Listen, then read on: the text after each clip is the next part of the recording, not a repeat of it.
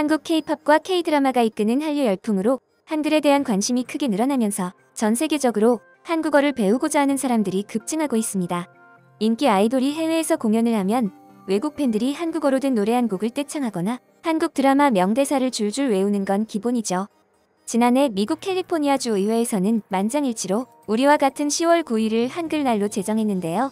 미국에서 소수민족 언어를 기념하는 것이 처음인 만큼 한국어의 위상이 높아졌다고 볼 수 있겠죠. 그렇다면 외국인들은 한국어에서 어떤 매력을 느끼고 있을까요? 자세한 내용 알아보겠습니다. 전 세계의 한국어와 한국 문화를 알리는 1등 공신 역할을 하는 세종학당이 있습니다.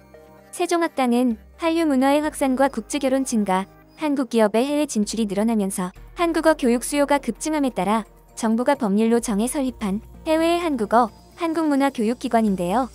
2020년 코로나 시대로 들어섰지만 오히려 세종학당은 늘어나 올해 전 세계 76개국 213개소로 확대됐습니다.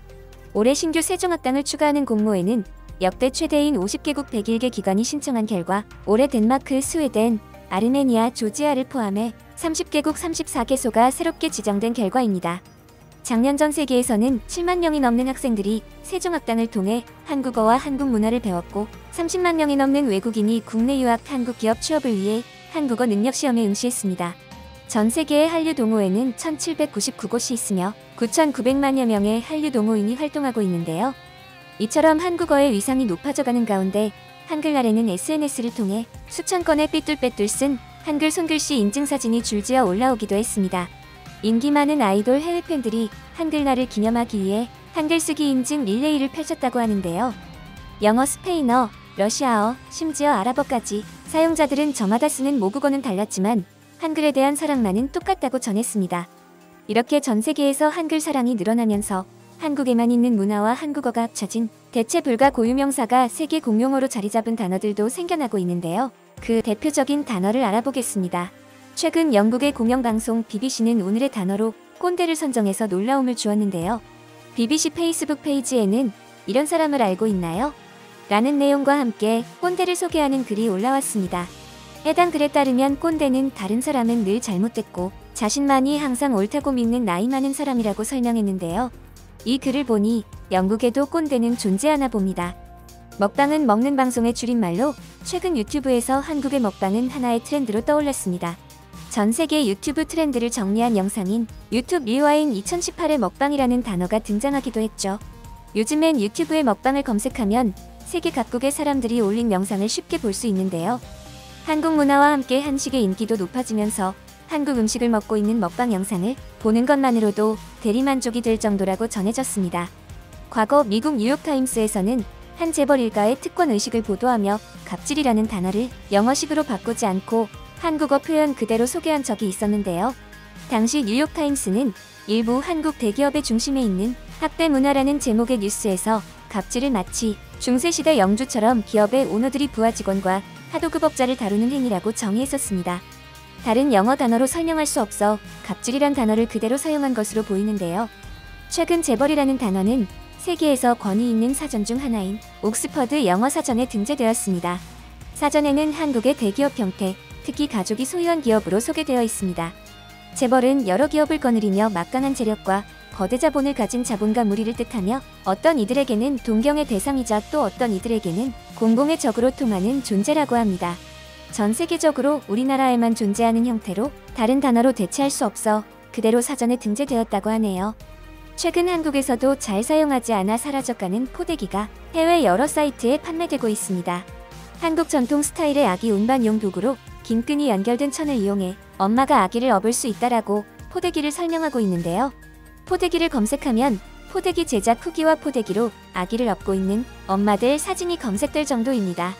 포대기를 사용해본 외국인 여성들은 아이와 정서를 교감하는 기분이 강하고 아기가 가볍게 느껴져서 다른 일을 함께하기 좋다는 소감을 남기기도 했습니다. 반찬이라는 표현도 영어 단어가 따로 존재하지 않죠. 반찬은 여러 가지 음식을 한 식탁에 놓고 함께 같이 먹는 한국식 문화에 관심을 가지는 외국인이 늘면서 널리 사용되고 있습니다. 가짓수가 많고 돈을 더 내지 않아도 리필해주는 반찬은 한식을 처음 접하는 외국인들을 홀딱 반하게 한다는데요. 양식에서 곁들임 요리를 뜻하는 사이드 디쉬라는 단어가 있지만 반찬과는 그 뜻이 미묘하게 다를 수밖에 없죠. 무엇으로도 반찬의 뜻을 대체할 수 없어 그대로 사용하게 됐다고 합니다. 오빠라는 단어가 제일 많이 알려진 것은 아마 강남 스타일 때문이 아닐까요? 최근 K-팝과 한류가 더욱 인기를 끌며 해외 팬들 사이에 한국 표현이 자연스레 스며드는 사례가 늘고 있습니다. 나이에 따른 서열이 존재하는 한국의 아이돌을 좋아하기 위해 오빠는 필수 표현이 될 수밖에 없었겠죠. 한류 팬들은 물론 많은 외국인들이 오빠가 무엇인지 알아듣는다고 하는데요. 또한 그룹에서 가장 어린 멤버를 부를 때도 더 영기스트 멤버가 아닌 막내이라는 표현을 사용할 정도로 많이 사용되는 단어라고 합니다. 애교도 영어로는 아예 그 개념이 존재하지 않는다고 합니다. 외국인들에게 물어보면 애교라는 개념도 없고 애교를 떠는 사람도 본 적 없다고 하는데요. 그러나 요즘은 K-드라마가 인기를 끌면서 애교라는 단어를 심심치 않게 볼 수 있게 되었는데요. 굳이 영어로 하면 큐트 액션 또는 큐트 비헤이비어 정도로 대체할 수 있는 단어가 있음에도 한국식 표현을 그대로 사용하는 것은 한국어에만 담겨있는 미묘한 귀여운 느낌을 제대로 살리기 위해서라고 하네요. 호미라는 농사도구는 외국에선 존재하지 않습니다. 호미를 처음 사용해본 외국인이 SNS에 이 도구는 당신의 정원을 꾸미는데 매우 적합하다. 땅을 파거나 흙을 평평하게 고를 때 잡초를 제거할 때 모두 사용할 수 있다. 누구나 쉽게 가능하다라고 설명하면서 해외 가드닝 마니아들 사이에서는 호미가 필수품이 되었다고 하는데요. 그러다 보니 쇼핑몰 사이트를 통해 호미를 구매하는 사람도 늘어나고 있습니다.